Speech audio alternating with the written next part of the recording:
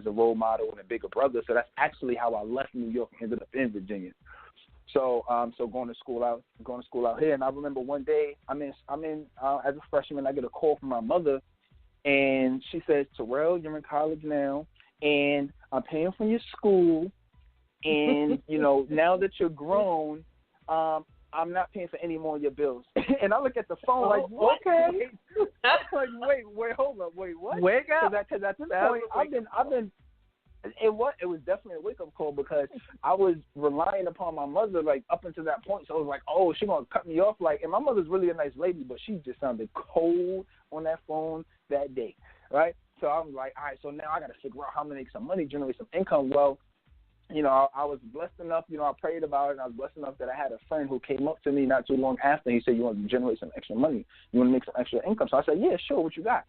And so he actually put me on with the network marketing company called Legal Shield, or Prepaid Legal, or what it was called back in the day, right? So that was just basically me if you're part of a network marketing company, if you know about it, like, you have to really hustle to make mony. Yeah, like, this is I heard of that. I heard about Prepaid Legal. Anybody who knows, it's not easy. Now imagine this, you're a college student, you coming from, the environment that I came from, you worried about the girls, you worried about smoking, you worried about drinking, and, hey, I just do whatever I need to do to pass and get by my grades. And so I was in a place when I got introduced into the opportunity that I had to do all of this hard work I'm not used to, and I'm like, this isn't, you know what, if it's not really easy money, I'm not really with it. So, so then it came to a point to where, and I'm sorry, and this is how young people think, especially, millennials, not everybody, but, especially with similar background, if you struggled growing up, you're trying to make fast money. So, so I remember one day, they got me to go out to a little bit of meetings and this, that, and the third, but I never really made money as an entrepreneur or in business, because essentially you own your own business.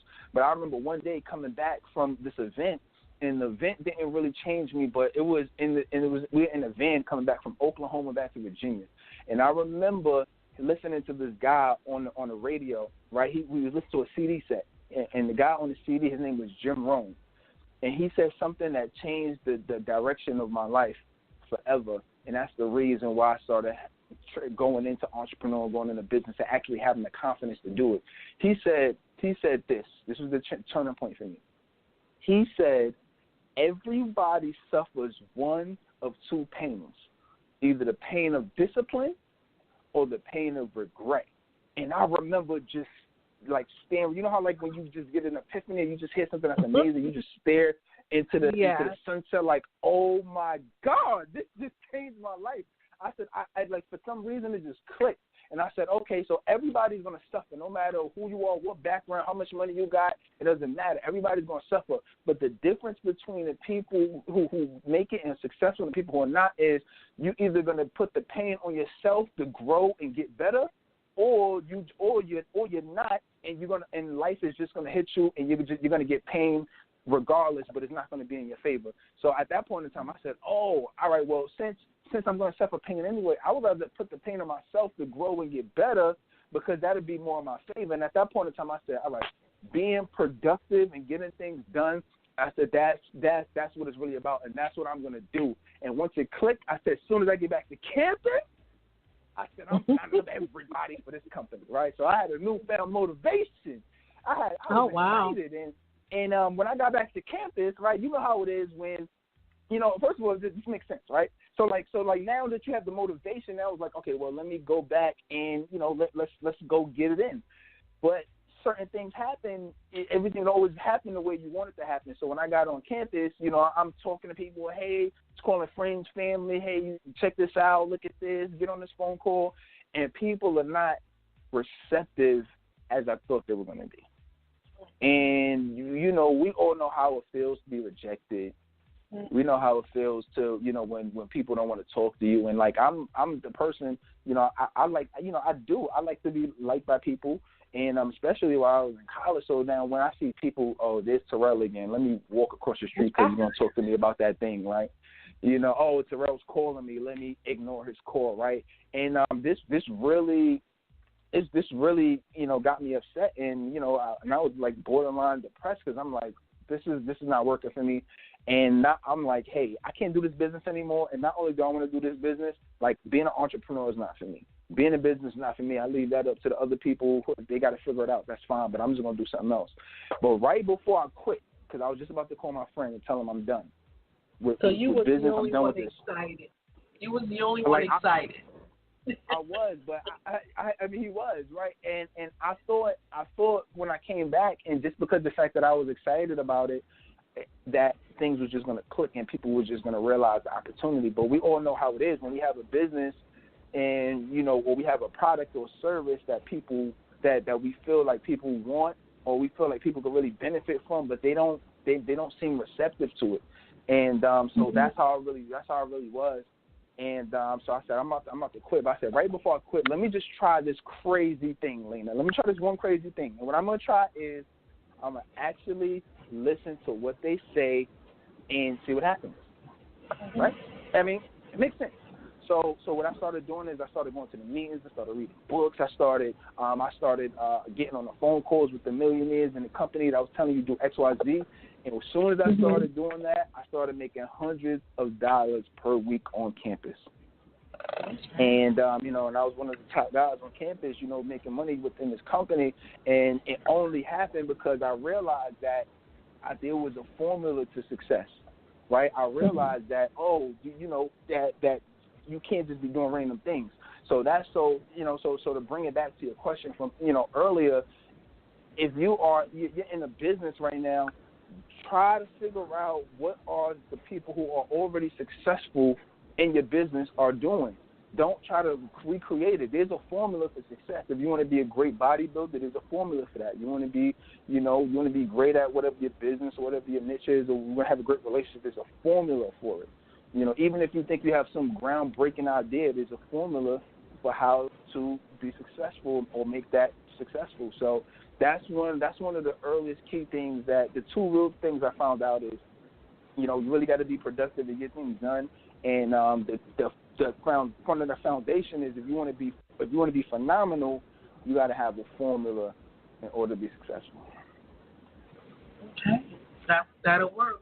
In order to implement the plan, you got to know the formula. It's just like cooking a good cake, huh?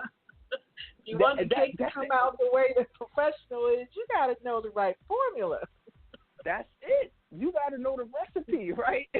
You got to know the recipe. You got to know the formula. Like, so one of the things that so how I actually so I came up with a concept, right, after I figured this out, right, and this is years later because all this happened in college. So I realized that I said I originally started helping college students, right? So throughout the years, I'm helping students, I'm mentoring them, I'm helping them graduate and get out of school and get into their career. But I remember I had a friend one day saying, "Well, you've been helping me out a lot with business," and you know, and I really appreciate it. And when he said that to me, I said, you know what? I thought to myself, I think I really do like business. I said, let me check something else. So I went to my library, I looked at the bookcase, and I realized that a majority of my book, at least 80% of my books were about business, marketing, sales, influence, persuasion. I said, oh my God. I said, I really enjoy business. So that's when I started transitioning to business, and then for about 2-3 years, about 2 to 3 years straight, all I did was nothing but just travel, you know, to go to different seminars, buy online workshops, you know, looked at different books and learned. I just learned so much that I could about business. And one of the best things, Lina, that I found out is as I looked at all the gurus, all the people across all different markets, across all different industries, people that's at the top in sports, people that's at the top in business, people that's at the top in everything, I realized that there's something that streamlines them all together. And I realized 3 things, and I came up with this formula called the phenomenal formula. If you want to be phenomenal, this is the formula, and this applies to all disciplines. I looked at everybody and I said, hold up. Everybody who's at the top and who have been not just at the top, not somebody who just got hot, right? Because let's say you do you know, people who are coming up or artists, right? And we all notice people who have been, you know, coming up as an artist, but sometimes they flash in the pans, right? So they come up, they're hot for a good song, or they're hot for a couple of years, and then they die out. One hit wonder. One hit, that's what they call it, exactly. The one hit wonders, right? And so when I say I'm looking at people who's consistently successful, I said, okay, let me look at those people. Let me see what they're doing that's allowing them to stay consistent and stay successful for years. And the first thing I noticed as I'm reading people's stories, as I'm going to these workshops and I'm looking at different things, I'm saying, oh, they all have a strategy. So I figured this out. One, I said they all have a strategy. They're not just doing random things, right? So I want you, so as I'm saying these things, I want you to be thinking about in your business, are you being strategic or are you just going out and doing a bunch of things just because you feel like it's the right thing to do, it's because you feel like you're doing it? What I noticed is they're not just doing random things. Every step that they make, every move that they make is taking them another step higher, that's getting them to the top of their goal or where they want to be, right? So that's the strategy. Every move that they make. So that's the first thing I noticed. Second thing I noticed is after they have the strategy, I started looking at these stories, and I realized they started putting building blocks in place. They didn't just straight go from strategy to implement. They started preparing. They started making phone calls. They started going to the gym. They started lifting the weights. They started making the songs in the studio, right? They started doing those things that allowed them to prepare for by the time they got their moment and they shine, they were ready. So next thing I know is they was prepared. So that's the strategy, preparation, and then the last thing I know, that thing I saw that they were doing where they were productive. They were getting things done. They were going out there. They was doing the shows. They was going out there. They was speaking on the stages. They was going out there. They was selling their products. They were selling their services. They was doing what they need to do online. So when you think about productivity, think about you getting significant results towards a specific outcome. Right? And they were out there. They weren't just talking about it and having an idea, because you all know the idea person, right? They come up with 1,000 ideas, but then they don't go out and implement, right?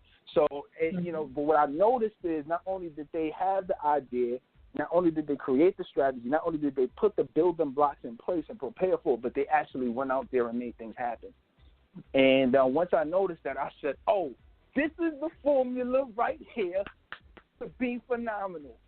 This is a phenomenal formula. So I guarantee, if you look at your own life right now, in any area, especially business, if you're not getting the results that you want to get, I guarantee there's one of these blocks that was missing. You probably didn't have a strategy. You're doing a bunch of random things, so you didn't really get the results you want, right? You might have had a strategy, but you didn't prepare for certain things, so you might have started, but it fell through, right? Or you might have had the plan, the strategy, and everything in place, but you didn't actually go out there and do anything. You put it on your schedule, right? It's on your calendar, but you didn't actually do what was on your calendar, right? So I want you to always go back to the phenomenal formula anytime you feel like you're stuck and you need to go to the next level. Now, I think a lot of that, maybe it doesn't click. We are all built differently, and we interpret things in our own way. And I think a lot of that is, some of that is common sense. If you're, if you're doing That's something true. and it's not working, and if you really want to continue doing what it is that you're doing, you have to find a way to go about it. Now, what I like about what you said is that what you're doing is that you're providing those steps for people that don't know. Not all the time common sense clicks in for everybody. Because right. Sometimes common sense isn't common practice. Sometimes your thoughts are jaded. It's jaded by, you got to make that money. You got to pay that bill. You don't want to go back out and work for someone else. You want to do it yourself. So you have all these things that can jade you. And you need that sense of direction. So that is a good thing that you put Absolutely. out there, because sometimes that it is jaded. You need to figure out how to get back on track. Some people can do it, can say, okay, this is not working for me. With me, I don't like to waste my time, and I don't like to waste my money. And you know what? I think the many biggest entrepreneurs. factor.